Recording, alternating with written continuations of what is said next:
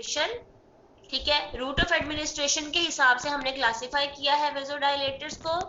So here oral vasodilators, यानी कि ऐसे वेजोडाइलेटर्स, ऐसी ड्रग्स जो आप ओरली ले सकते हैं। इस ग्रुप में दो ड्रग्स आती हैं, that is hydralazine and minoxidil. दूसरे वेजोडाइलेटर्स है parenteral vasodilators. Parenteral मतलब which you can not take orally and you have to be injected. ठीक है, आपको इंजेक्शन के थ्रू ये लगाने पड़ते हैं। Sodium nitrochloride, diazoxide and फिनोल्डोपाम, 3 drugs हैं बहुत इंपॉर्टेंट। पार एंट्रल वेजोडाइलेटर्स जो हैं ये आप लोग आईवी लगाते हैं, ठीक है, और इसको आप लोग इमरजेंसी सिचुएशन में यूज करते हैं, ठीक है, यानी कि हाइपरटेंसिव इमरजेंसी में आप लोग हमेशा जो है वो इंजेक्शन लगाते हैं। कभी भी आप लोग इमरजेंसी में जाती है क्रोनिक डिजीज को कंट्रोल करने के लिए। लेकिन जब आप पार एंट्रल की बात करते हैं तो पार एंट्रल हॉस्पिटलाइज हॉस्पिटल्स में जो है हॉस्पिटल एनवायरनमेंट में दी जाती है, ठीक है। सो हॉस्पिटल एनवायरनमेंट में हाइपरटेंसिव पेशेंट तभी पहुंचेगा जब उसको कोई इमरजेंसी होगी। तो हाइपरटेंसिव इमरजेंसीज में हम लोग पार एंट्रल वेजोडाइलेटर्स देते हैं, ठीक है, जिसमें सोडियम नाइट्रोक्लोराइड, फिनोल्डोपाम और डायजोक्साइड आता है। ऐसे वेजोडाइलेटर्स जो ओरल भी हैं और पार एंट्रल भी हैं वो है कैल्शियम चैनल ब्लॉकर्स, ठीक है। एल टाइप कैल्शियम चैनल को ब्लॉक करते हैं ये, और इनको भी हम एज अ वेजोडाइलेटर यूज करते हैं, ठीक है। सो ड्रग, जैसे मैंने आपको बताया कि drug use parenterally, these are for hypertensive emergencies, ठीक है। हाइपरटेंसिव इमरजेंसी में यूज करते हैं, 3 ड्रग्स आती हैं, that is sodium nitrochloride, diazoxide and fenoldopam, okay. So इसमें आपको ये बताया हुआ है कि जो सोडियम नाइट्रोक्लोराइड है इट इज बहुत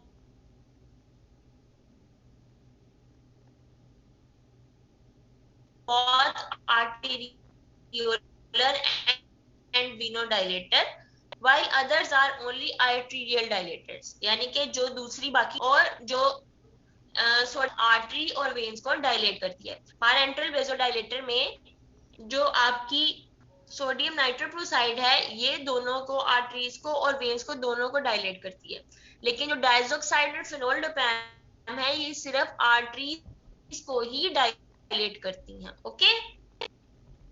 सो मैं आपको एक वेजोडाइलेटर्स का जनरल मैकेनिज्म बता दूं कि जब वेजोडाइलेटेशन होती है क्या होता है, हाइपरटेंशन है पेशेंट को, हाइपरटेंशन में जो पेरिफेरल वेस्कुलर रेजिस्टेंस है वो ज्यादा हुई होती है। तो हम लोग जब पेशेंट को वेजोडाइलेटर देते हैं इससे क्या होता है कि जो पेरिफेरल वेस्कुलर रेजिस्टेंस है वो कम हो जाती है, वेन्स डायलेट हो जाती है, पेरिफेरल वेस्कुलर रेजिस्टेंस जो है वो कम हो जाती है। जब आपकी पेरिफेरल वेस्कुलर रेजिस्टेंस कम होती है तो पेशेंट की हाइपरटेंशन रिलीव हो जाती है और पेशेंट हाइपोटेंशन में चला जाता है। अब जब पेशेंट ज्यादा हाइपोटेंशन में जाता है तो 2 मैकेनिज्म्स एक्टिवेट हो जाते हैं। एक तो उसका रिफ्लेक्स सिंपैथेटिक सिस्टम एक्टिवेट हो जाता है, ठीक है, और दूसरा उसका जब रिफ्लेक्स सिंपैथेटिक सिस्टम एक्टिवेट होता है तो हार्ट रेट ज्यादा होता है और कार्डियक आउटपुट ज्यादा होता है और वो अगेन ब्लड प्रेशर को बेसलाइन लेवल पे लाने की कोशिश करता है। और दूसरा कौन सा सिस्टम है वो है angiotensin aldosterone system. Angiotensin aldosterone system activate होता है, फिर जो है एंजियोटेंसिनोजन वो एंजियोटेंसिन बनाते हैं और फिर एल्डोस्टेरोन बनता है, और एल्डोस्टेरोन का काम होता है सोडियम और वाटर की रिटेंशन कराना। जब सोडियम और वाटर की टेंशन होती है तो फिर ब्लड वॉल्यूम जो है वो बढ़ता है, और जब ब्लड वॉल्यूम बढ़ता है तो जो वो पेशेंट का ब्लड प्रेशर है उसको वो बेस लाइन में लाने की कोशिश करता है। सो सारे के सारे वेजोडाइलेटर्स जो है वो इस मैकेनिज्म के थ्रू हाइपरटेंशन को कंट्रोल करते हैं, ठीक है। मैं आप लोगों को दोबारा रिपीट कर देती हूँ, कि जो हाइपरटेंशन है उसमें क्या होता है, पेरिफेरल वेस्कुलर रेजिस्टेंस जो होती है वो ज्यादा हुई होती है, ओके बेटा। मैं आप लोगों को ये बताना चाह रही हूँ, मैं आप लोगों को अभी एक फ्लो डायग्राम भी शो करूंगी कि क्या होता है। वेजोडाइलेटर हम पढ़ रहे हैं, वेजोडाइलेटर में आर्टरीज और वेन दोनों डायलेट करती हैं। कुछ सिर्फ वेन्स के वेजोडाइलेटर हैं और कुछ सिर्फ आर्टरीज के वेजोडाइलेटर्स हैं और कुछ दोनों के वेजोडाइलेटर्स हैं, ठीक है। अब क्या होता है कि जी वेजोडाइलेटर जब आपने दिया हाइपरटेंशन में अब आपने उसकी हाइपरटेंशन की ट्रीटमेंट में, यानी कि ब्लड प्रेशर ज्यादा हुआ है उसकी ट्रीटमेंट में आपने पेशेंट को दिया वेजोडाइलेटर। वेजोडाइलेटर ने क्या किया, वेन्स और आर्टरीज को डायलेट कर दिया। जब उसने उन वेन्स और आर्टरीज को डायलेट किया तो इसका मतलब है उसने क्या किया, पेरिफेरल वैस्कुलर रेजिस्टेंस को कम कर दिया। जब पेरिफेरल वैस्कुलर रेजिस्टेंस कम हो गई तो पेशेंट हाइपोटेंशन में चला गया। हाइपो मतलब लो ब्लड प्रेशर। जब पेशेंट, दो मैकेनिज्म एक्टिवेट हुए। Number one, sympathetic system activate हो गया। Number two, angiotensin aldosterone system activate हो गया। सिंपैथेटिक सिस्टम की एक्टिवेट होने की वजह से पेशेंट का हार्ट रेट और कार्डियक आउटपुट बढ़ेगा और ब्लड प्रेशर को अपना जो सिंपैथेटिक सिस्टम है वो नॉर्मल लाने की कोशिश करेगा कि लो बीपी से नॉर्मल लेवल पे लाया जाए। दूसरी तरफ एंजियोटेंसिन एल्डोस्टेरोन क्या होंगे, एंजियोटेंसिन बनेगा, एल्डोस्टेरोन बनेगा और एल्डोस्टेरोन क्या करेगा, सोडियम की रिटेंशन कराएगा। जब सोडियम की और वाटर की रिटेंशन होगी तो ब्लड वॉल्यूम जो है वो बढ़ेगा। ब्लड वॉल्यूम बढ़ेगा तो जो हाइपोटेंशन है यानी कि लो बीपी वो नॉर्मल लेवल पे आने की कोशिश करेगा। ठीक है, तो यानी कि वेजोडाइलेटर का जो साइड इफेक्ट है वो है हाइपोटेंशन। ठीक है, और हाइपोटेंशन से जो मैकेनिज्म्स हैं बॉडी के अंदर ही जो हमारे मैकेनिज्म है वो एक्टिवेट होंगे और वो उस लो बीपी को control. So this is the mechanism of vasodilator. क्या हुआ कि वेजोडाइलेटर था, वेजोडाइलेटर ने डिक्रीज की पेरिफेरल वैस्कुलर रेजिस्टेंस। जब पेरिफेरल वैस्कुलर रेजिस्टेंस डिक्रीज हुई तो फिर बीपी भी डिक्रीज हुआ। बीपी डिक्रीज हुआ तो दो चीजें एक्टिवेट हो गई। एक हो गया activation of baroreceptor sympathetic system और दूसरा एक्टिवेट हो गया रेनिन एंजियोटेंसिन सिस्टम। ठीक है, सिंपैथेटिक सिस्टम के इंक्रीज होने एक्टिवेशन की वजह से हार्ट रेट भी इंक्रीज हुआ और कार्डियक आउटपुट भी इंक्रीज हुआ और बीपी जो है वो इंक्रीज हो गया। हार्ट रेट की इंक्रीज होने की वजह क्या है, रिफ्लेक्स टैकीकार्डिया होगा और इस टैकीकार्डिया को हम वेजोडाइलेटर का एक साइड इफेक्ट है दैट इज रिफ्लेक्स टैकीकार्डिया। मतलब सिंपैथेटिक सिस्टम के एक्टिवेट होने की वजह से जो हार्ट रेट बढ़ा उसको हम कहते हैं रिफ्लेक्स टैकीकार्डिया। और टैकीकार्डिया की जो ट्रीटमेंट है दैट इज बीटा ब्लॉकर। अगर हम पेशेंट को वेजोडाइलेटर के साथ बीटा ब्लॉकर देंगे तो ये वाला साइड इफेक्ट नहीं आएगा, रिफ्लेक्स टैकीकार्डिया वाला साइड इफेक्ट नहीं आएगा। नेक्स्ट हमारे पास जो दूसरा सिस्टम एक्टिवेट होता है वो रेनिन एंजियोटेंसिन सिस्टम है। इंक्रीज रेनिन रिलीज होता है किडनी से, फिर रेनिन जो है वो एंजियोटेंसिनोजन को एक्टिवेट करता है। एंजियोटेंसिन 2 जो है वो एल्डोस्टेरोन ज्यादा बनाता है और एल्डोस्टेरोन के ज्यादा होने की वजह से सोडियम और वाटर की रिटेंशन होती है। जब सोडियम और वाटर की रिटेंशन होती है तो ब्लड वॉल्यूम इंक्रीज होता है जिस वजह से बीपी भी अगेन अपने लो बीपी से हाई बीपी में अगेन चला जाता है। ठीक है, so this is the mechanism that how vasodilator control hypertension. Students, please give me 2 minutes.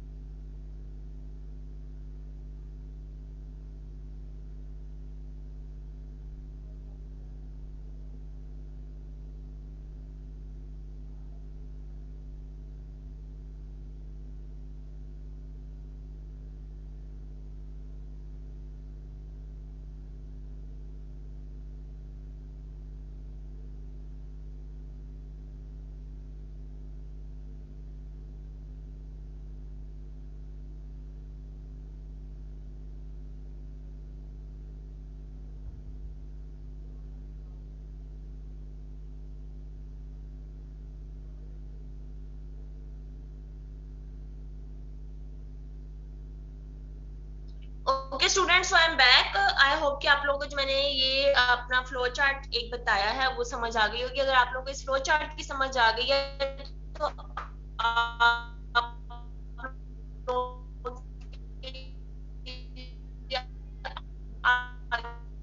Vasodilator जो है वो बहुत आसान है, ठीक है। तो ये फ्लो चार्ट के बाद अब हम ये वही बात उसने बताया, दोबारा बताई है कि vasodilator tend to increase BP back to high levels, ठीक है, वेयर अगेन हाई लेवल पे जाने की कोशिश करता है। How? Because of the increase rennin release, renin angiotensin system की एक्टिवेशन की वजह से, जिसकी वजह से एल्डोस्टेरोन बनेगा और वॉल्यूम ज्यादा होगा और बीपी जो है वो अगेन रेज करेगा, ठीक है। और दूसरा जो है सिस्टम वो है सिंपैथेटिक आउटफ्लो की वजह से रिफ्लेक्स एक्टिवेट होंगे तो हार्ट रेट और कार्डियक आउटपुट ज्यादा होगा, और जो सिंपैथेटिक सिस्टम की एक्टिवेट होने की वजह से हार्ट रेट ज्यादा हो रहा है उसको हम कहेंगे reflex tachycardia, but that can be controlled by giving beta blocker along with vasodilator, ठीक है। अदर कॉमन फीचर्स क्या होंगे बेटा? Most can cause palpitations, palpitation मतलब हार्ट रेट के इंक्रीज होने की वजह से जो फीलिंग होती है that is palpitation. Most can cause palpitation and can precipitate angina and arrhythmia. Sympathetic system reflex के एक्टिवेट होने की वजह से हार्ट रेट जब ज्यादा हुआ, रिफ्लेक्स टैकीकार्डिया हुआ, that reflex tachycardia can be the cause of angina and arrhythmia because of increased sympathetic activity, and that can be controlled by giving beta blocker. And also another, however these effects are less or absent with calcium channel blocker. Vasodilator से effect आते हैं, लेकिन calcium channel blocker is another vasodilator that does not cause this effect. How? Because calcium channel blocker जो है वो उसका depressant action है on the heart, ठीक है। Calcium channel blocker heart rate को इंक्रीज होने नहीं देते, but if we use other vasodilators then we will give beta blocker along with the vasodilator to control the heart rate. So calcium channel blockers जो है वो हम use करते हैं so that we can depress the heart rate. Now this are the, और क्या होता है? एक तो ये कि रिफ्लेक्स टैकीकार्डिया होता है वेसोडाइलेटर की वजह से, इसके अलावा हेडेक होता है और फ्लशिंग होती है बिकॉज ऑफ द वेसोडाइलेटेशन। इसके अलावा सॉल्ट और वाटर रिटेंशन होती है because of the increase renin and aldosterone, and this also causes edema. Because of water and salt retention there is edema. Next, they do not cause postural hypotension because sympathetic reflexes always activate after giving vasodilator. So, what are the common uses of vasodilators? Vasodilator का सबसे common use है वो है hypertension. Hypertension में हम vasodilator को use करते हैं. By causing vasodilatation क्या करते हैं? Peripheral vascular resistance को decrease करते हैं. जब peripheral vascular resistance को decrease करते हैं तो hypertension control हो जाती है, ठीक है। They are not used alone because they always cause reflex tachycardia, और रिफ्लेक्स टैकीकार्डिया को हम लोग कंट्रोल करने के लिए बीटा ब्लॉकर के साथ इसको देते हैं, ठीक है। They are used with beta blockers to decrease the effect on heart due to reflex increase in the sympathetic activity, ठीक है। मैं आप लोगों को बार बार ये बात जो है बता रही हूँ कि वेसोडाइलेटर के साथ आप लोग बीटा ब्लॉकर देते हैं। क्यों देते हैं? सिंपैथेटिक एक्टिविटी जो रिफ्लेक्स टैकीकार्डिया हो रहा है, वेसोडाइलेटर का जो साइड इफेक्ट है रिफ्लेक्स टैकीकार्डिया, उस चीज को कंट्रोल करने के लिए हम लोग साथ बीटा ब्लॉकर देते हैं। वेसोडाइलेटर को हम डायरेटिक्स के साथ भी देते हैं। क्यों? क्योंकि हमने आप एक चीज पढ़ी कि वेसोडाइलेटर की वजह से एक सिस्टम एक्टिवेट होता है renin angiotensin system. Renin angiotensin से एल्डोस्टेरोन बनता है, एल्डोस्टेरोन सोडियम और वाटर की रिटेंशन कराता है और ब्लड वॉल्यूम ज्यादा हो जाता है। So this is also the side effect कि ब्लड वॉल्यूम ज्यादा हो रहा है। इस साइड इफेक्ट को कंट्रोल करने के लिए हम वेसोडाइलेटर को डायोरेटिक्स के साथ देते हैं, ठीक है। सो वेसोडाइलेटर, लास्ट वाला जो पैराग्राफ है, vasodilators are used with diuretics to decrease the plasma volume that is increased due to sodium retention and increased adrenaline and aldosterone, ठीक है। ये बात आप लोग को समझ आ गई है कि जो हाइपरटेंशन में हम वेसोडाइलेटर को यूज करते हैं क्योंकि ये पेरिफेरल वैस्कुलर रेजिस्टेंस डिक्रीज करा रहा है, लेकिन इसके जो दो मैकेनिज्म एक्टिवेट हो रहे हैं इसके साथ, वो इसके साइड इफेक्ट की कॉज है, ठीक है। सिंपैथेटिक सिस्टम का इंक्रीज होना और रेनिन एंजियोटेंसिन एल्डोस्टेरोन सिस्टम उसका एक्टिवेट होना, दोनों को कंट्रोल करना है तो हम लोग बीटा ब्लॉकर और डायरेटिक के साथ वेसोडाइलेटर को देते हैं। सो अब हम वन बाय वन वेजोडाइलेटर्स को डिस्कस करेंगे। नंबर वन वेजोडाइलेटर है जी हमारा hydralazine, oral vasodilator, that is hydralazine. It is given orally and it is metabolized by the acetylation. This is very important, ठीक है, it is metabolized by acetylation. इसका mechanism of action ये है कि it involve ये क्या करता है, नाइट्रिक ऑक्साइड बनाता है और नाइट्रिक ऑक्साइड जो है वो स्टिमुलेट करती है सीजीएमपी को, uses again hypertension and congestive cardiac failure. ये जी है नाइट्रिक हाइड्रोलाजीन का। हाइड्रोलाजीन क्या करता है, हाइड्रोलाजीन भी और नाइट्रोप्रोसाइड भी दोनों का, ठीक है, नाइट्रिक ऑक्साइड बनाते हैं। नाइट्रिक ऑक्साइड क्या करता है, सीजीएमपी को जीटीपी से सीजीएमपी बना देता है, ठीक है। नाइट्रिक ऑक्साइड जो है ग्वानिसिन मोनोफॉस्फेट, ग्वानोसिन ट्राइफॉस्फेट को ग्वानोसिन मोनोफॉस्फेट में कन्वर्ट कर देता है। अब ये जो सीजीएमपी है ये ब्लॉक कर देगा कैल्शियम की काइनेज फॉस्फेटेज है, ये नहीं होगा, ठीक है, उसकी फॉस्फोरिलेशन नहीं होगी और मायोसिन जो है वो मायोसिन और एक्टिन में नहीं जो है वो अपना लिंक बनाएगा और कॉन्ट्रैक्शन नहीं होगी। नंबर वन मैकेनिज्म, ठीक है। नंबर टू ये कि ये जो है ये कन्वर्ट नहीं होने देता सीजीएमपी, इस वजह से जो है इसकी कॉन्ट्रैक्शन नहीं होती और रिलैक्सेशन हो जाती है वेसल्स।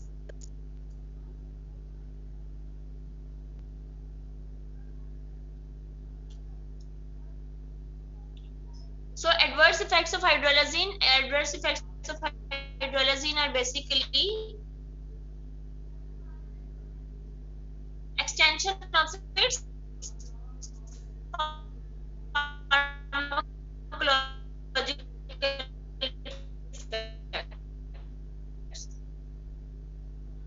यानी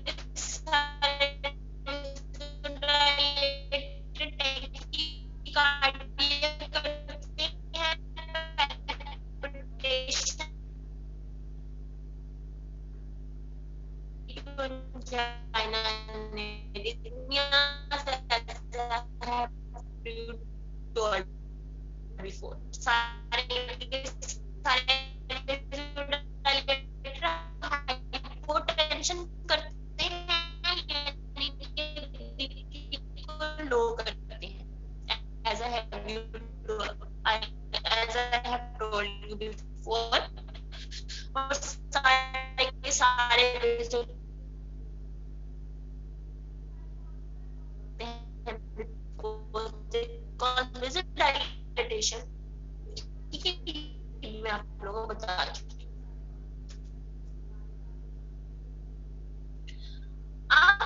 ये तो जनरल वेज़ोडाइलेटर्स के एडवर्स इफेक्ट है, इसके स्पेसिफिकली क्या एडवर्स इफेक्ट्स हैं, ठीक है, और उनका मैकेनिज्म हमें नहीं पता कि ये एडवर्स इफेक्ट्स क्यों होते हैं, ठीक है। हम करता है ये illness resembling serum sickness, that is hemolytic anemia, vasculitis and glomerular adverse effects of hydrolysis आता है और वो ही एमसीक्यू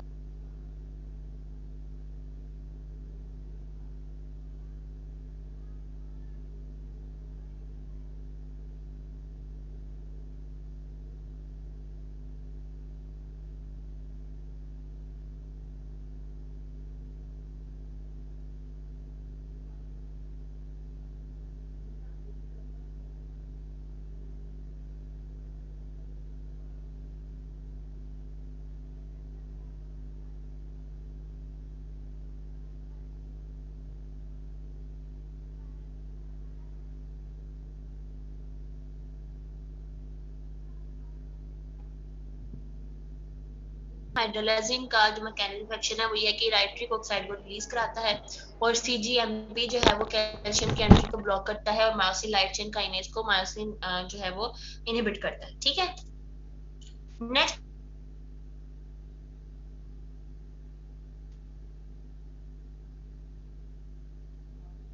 माइनॉक्सिडिल जो है इट इज गिवन ओरली, ये भी ओरल वेजोडाइलेटर है, and it is converted in the body in its active form that is minoxidil sulphate. ठीक है, माइनॉक्सिडिल सल्फेट जो है वो डायलेट कराएगा आर्टरीज को। ठीक है, मैंने आप लोगों को बताया था कि हाइड्रोलाजिन और माइनॉक्सिडिल जो है ये उसको आर्टरीज को डायलेट कर रहे हैं। ठीक है जी।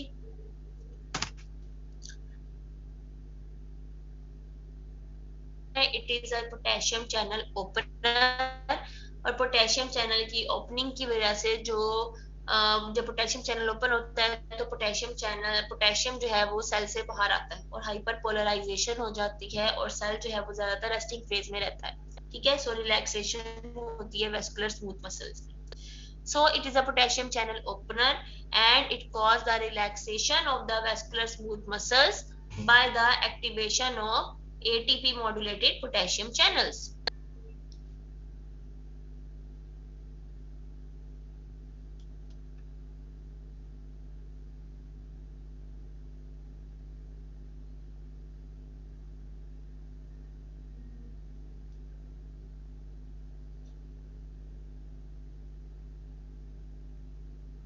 बेटा वॉइस डिस्टोर्शन का तो मैं कुछ नहीं कर सकती, मैं नेट से कनेक्ट तो कर लिया है। I don't know why my voice is distorted. बेटा स्पेसिफिक इफेक्ट हमें नहीं पता। ये जो बच्चे ने क्वेश्चन पूछा है हाइड्रोलाजिन का कि ma'am explain specific effects of hydralazine, Laraib Fatima बेटा हमें हाइड्रोलाजिन के ये वाले साइड इफेक्ट्स क्यों आते हैं ये हमें नहीं पता, इसका मैकेनिज्म डिस्कवर नहीं हुआ। लेकिन हाइड्रोलाजिन के जो स्पेसिफिक इफेक्ट्स हैं वो ये है that it cause SLE like syndrome। बेटा ये वाली जो स्लाइड है ये हाइड्रोलाजिन के स्पेसिफिक इफेक्ट्स हैं। It cause SLE like syndrome that is arthralgia, myalgia, skin rash और fever। सीरम सिकनेस कराता है, हेमोलिटिक एनीमिया, वेस्कुलाइटिस, ग्लोमेरुलोनेफ्राइटिस। इसके अलावा ये पेरिफेरल पोलीन्यूरोपैथी कराता है। ठीक है, ये these are the specific inverse effects of hydralazine. I hope अब आपको समझ आ गई है। Minoxidil is an arteriolar dilator और ये जो है पोटेशियम चैनल को ओपन करता है और हाइपरपोलराइजेशन और वेस्कुलर स्मूथ मसल करा देता है जिसकी वजह से वेजोडाइलेटेशन हो जाती है। बेटा अगर मेरी वॉइस डिस्टॉर्टेड है तो ये चीजें मैं बार बार जो है बता रही हूँ, एक ही चीज को रिपीट कर रही हूँ। अगर एक दफा नहीं सुनी गई तो अगली दफा सुन लें।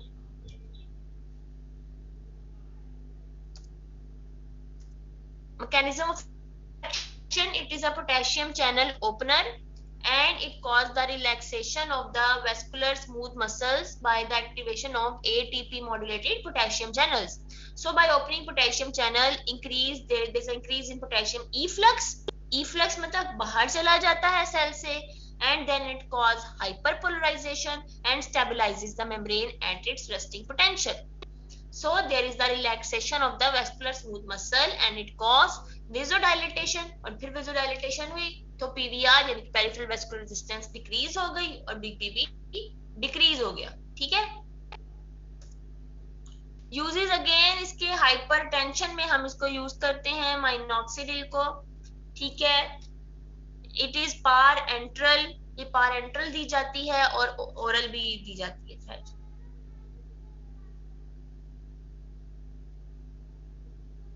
जस्ट अ मिनट बेटा, ये है माइनॉक्सिडिल और ये हम ओरल वेजोडाइलेटर पढ़ रहे हैं हाइड्रोलाजिन और मोनोक्सिडिल। ठीक है, और पार एंट्रल में सोडियम नाइट्रोक्लोराइड, डायजोक्साइड और फिनोल्डोपैन थी। सो ये जो माइनॉक्सिडिल है ये हम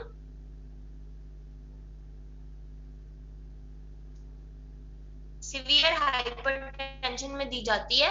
ठीक है, हाइपरटेंसिव इमरजेंसी में नहीं दी जाती but it is given in severe hypertension. ठीक है, इसके अलावा माइनॉक्सिडिल का जो एक और यूज है बेटा, माइनॉक्सिडिल का जो यूज है वो है एलोपेशिया। एलोपेशिया मतलब सर के बाल गिर जाना। ठीक है, गंजापन। इसमें हम लोग मेल इस बाल्डनेस को कंट्रोल करने के लिए, हेयर ग्रोथ के लिए भी हम माइनॉक्सिडिल को यूज करते हैं। ठीक है, इट स्टिमुलेट हेयर ग्रोथ।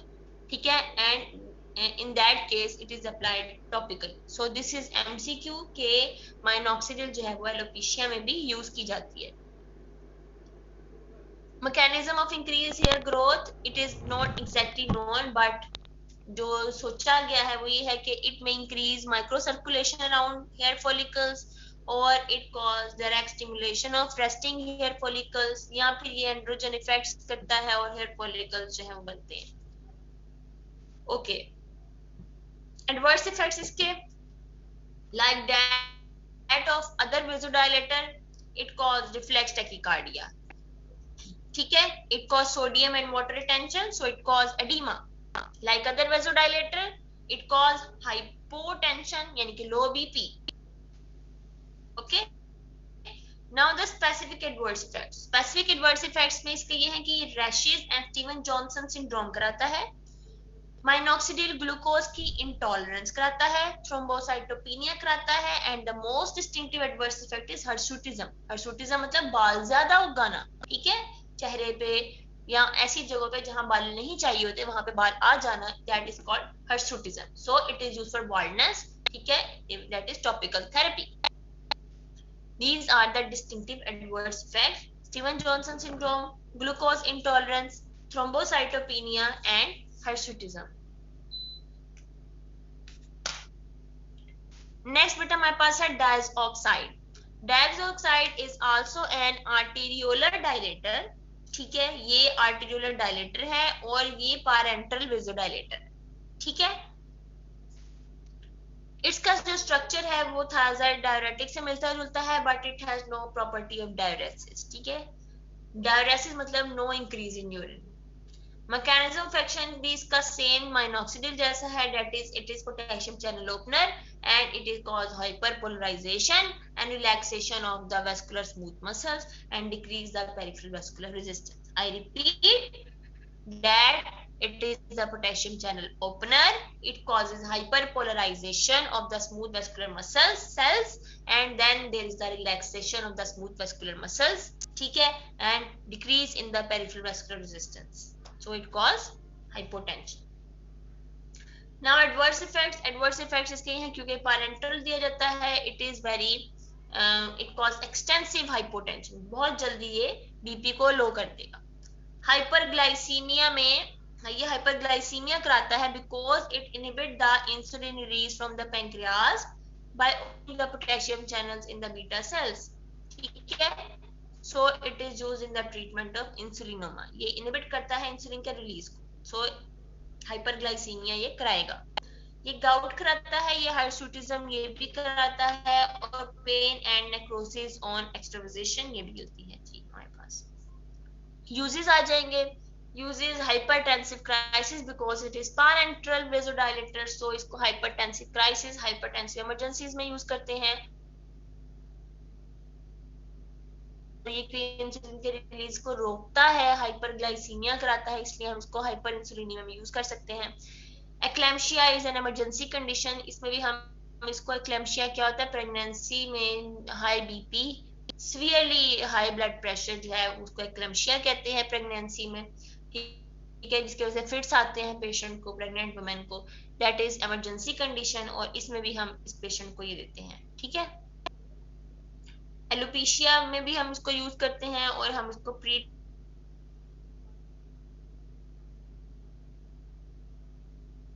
हमारे पास sodium nitrate and it dilate both arteries and veins. इसका मैकेनिज्म ऑफ एक्शन ये है that cause the release of nitric oxide, जैसे कि पहले मैंने आपको बताया, और फिर ये क्या करता है, गोनाडाइल साइक्लेज को एक्टिवेट करता है और बनाता है, और CGMP ने जो है कैल्शियम की एंट्री को भी रोकना है और माउसी लाइट चेन काइनेज को भी रोकना है, और फिर जो है वो रिलैक्स हो जाएंगे. Parenteral vasodilator है, so it is used in hypertensive emergency and it is also used in heart failure. इसके distinctive adverse effects बेटा ये cyanide poisoning कराता है. क्यों? क्योंकि nitroprusside it is a complex of iron and cyanide and nitroso group, and when it is metabolized there is the liberation of cyanide. So when it is given in large amount it may cause cyanide poisoning. Cyanide poisoning की क्या treatment होगी? Cyanide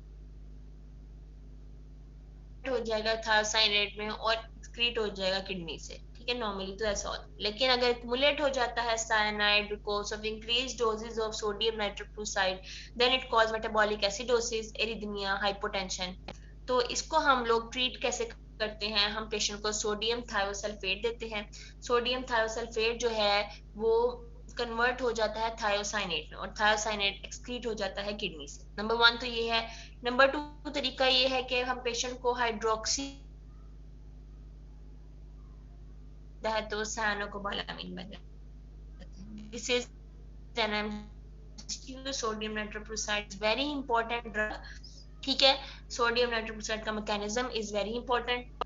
ठीक है, आप लोगों से emergency hypertensive emergency की drugs पूछी जा सकती हैं। जब भी आप लोगों से हाइपरटेंसिव इमरजेंसी की ड्रग पूछी जाए, आपने पारेंटल हाइपरटेंसिव वेज़ोडाइलेटर्स का जो है नाम लेना होता है। ठीक है, जिसमें पास सोडियम नाइट्रोक्लोराइड है, डायजोक्साइड है और हाइड्रोलाजीन, सॉरी हाइड्रोलाजीन नहीं है, डायजोक्साइड है और सोडियम नाइट्रोक्लोराइड है, डायजोक्साइड है और एक और थी, लेट मी सी, फिनोल्डोपैम। ठीक है, ये 3 जो ड्रग्स हैं ये हाइपरटेंसिव इमरजेंसी की हैं। सोडियम नाइट्रोक्लोराइड का मैकेनिज्म और इसकी जो एडवर्स इफेक्ट है दैट इज साइनाइड पॉइजनिंग। इसका एडवर्स इफेक्ट है सोडियम नाइट्रोक्लोराइड का, इसका डिस्टिंक्टिव एडवर्स इफेक्ट है ये। और साइनाइड पॉइजनिंग की ट्रीटमेंट 2 तरीके से, ठीक है, 2 तरीके से इसको जो साइनाइड पॉइजनिंग को ट्रीट करते हैं वो आप लोगों ने याद करना है। ठीक है, नंबर 1 सोडियम थायोसल्फेट पेशेंट को देते हैं, नंबर 2 हाइड्रोक्सीकोबालामिन देते हैं। ठीक है बेटा, ये टॉपिक आपका कैटजंग में से है, बिग कैटजंग पढ़नी है आपने for this topic.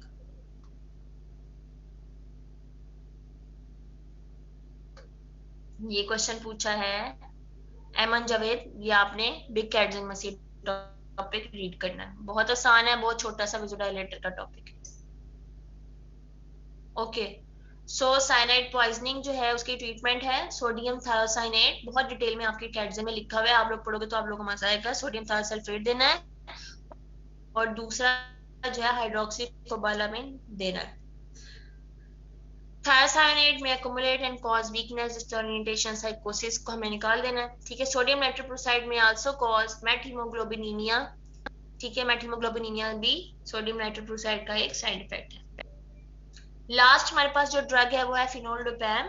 फिनोल्डोपैम is a parenteral arteriolar dilator. ठीक है, ये भी आर्टरीज को डायलेट करता है and it is a parenteral dilator. Mechanism functions का ये है that it is D1 receptor agonist and it results in the dilatation of peripheral arteries and natriuresis. ठीक है, आर्टरीज को डायलेट कर देगा, D1 रिसेप्टर का एगोनिस्ट है। एडवर्स इफेक्ट है इसका, जो एडवर्स इफेक्ट है वो ये है कि ये इंट्राओकुलर प्रेशर को इंक्रीज करता है, so it should be avoided in glaucoma. ठीक है, ये इसका डिस्टिंक्टिव एडवर्स इफेक्ट फिनोल्डोपैम का that it increases intraocular pressure, so it is avoided in glaucoma. So इस तरह आप लोग का ये डायरेक्ट वेज़ोडाइलेटर जो टॉपिक है ये खत्म हो गया है। ठीक है, कैल्शियम चैनल ब्लॉकर्स जो हैं वो हम डिटेल में पढ़ेंगे इन अनदर लेक्चर। ठीक है, so this was all about vasodilator. If there is any question in about vasodilator then you can ask.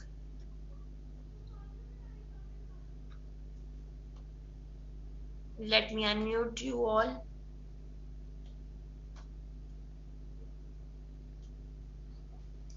अस्सलाम वालेकुम मैम। हाँ जी, वालेकुम सलाम।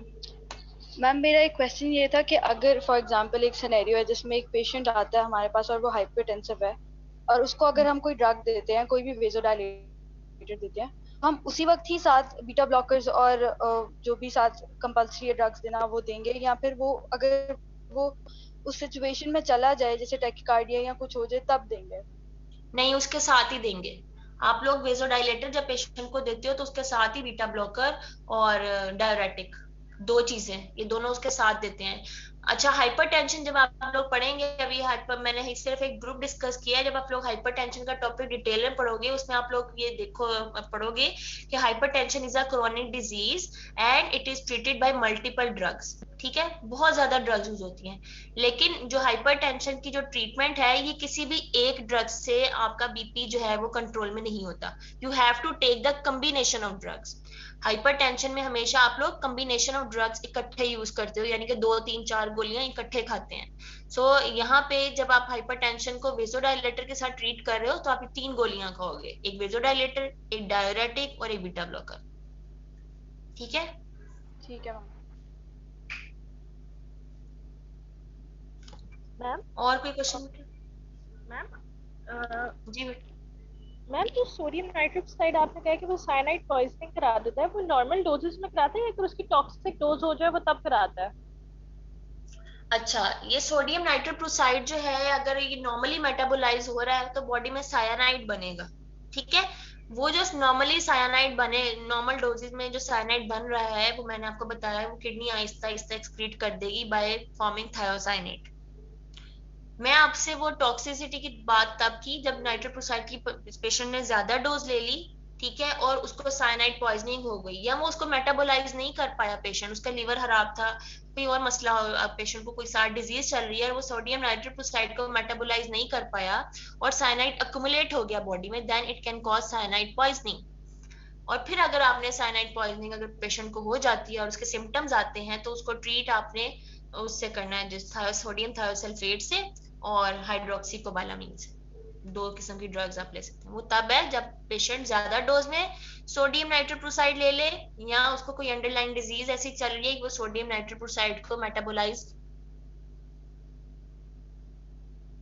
नहीं उसको एक्सक्रीट कर पा रहा साइनाइड को, then it can cause cyanide poisoning in normal doses.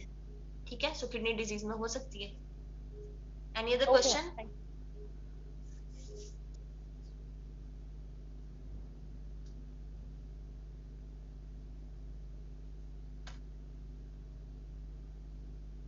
बेटा एनी अदर क्वेश्चन किसी और का?